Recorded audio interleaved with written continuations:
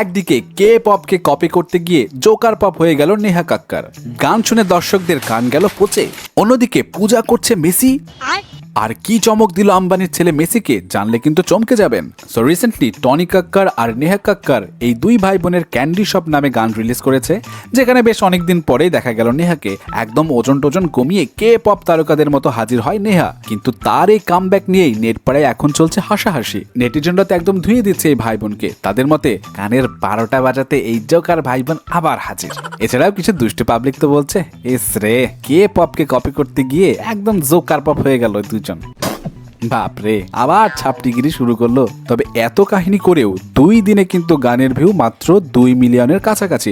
So এই গান যে খুব উড়িয়ে দিচ্ছে সেরকম কিন্তু না। তবে আপনি এই গান শুনে থাকলে কেমন লেগেছে অবশ্যই জানাবেন। কিন্তু এদিকে মেসিকে দেখার জন্য যেখানে হাজার হাজার লোক দেশের বিভিন্ন প্রান্ত থেকে ছুটে এসেছে, সেখানে মেসি কিনা স্বয়ং মুকেশ আম্বানির ভান্তারায় চলে গেলেন আম্বানির দাওয়াত রাখতে, যেখানে আবার অনন্ত আম্বানি মেসিকে তার পুরো ভান্তারা প্রজেক্ট ঘুরিয়ে দেখায়, যেখানে বড় বড় সব বিরল প্রাণীদের রেস্কিউ করে রাখা হয় এবং যত্ন সহকারে তাদের লালন পালন করা হয়। তবে ইন্টারেস্টিং পার্ট হলো, মেসির এই ভ্রমণকে স্মরণীয় করে রাখতে অনন্ত আম্বানি মেসিকে উপহার দেয় প্রায় $1.2 মিলিয়ন দামের একটি অত্যন্ত বিরল RM003V2 এশিয়া এডিশন ঘড়ি, বাংলাদেশ টাকায় যার মূল্য প্রায় 13 কোটিরও বেশি। তবে যারা জানেন না তাদের জন্য বলি, এই ঘড়িটা শুধু কিন্তু দামি নয়, বরং বিশ্বজুড়ে এটি অন্যতম জনপ্রিয় ও রেয়ার কালেকশন হিসেবেও পরিচিত।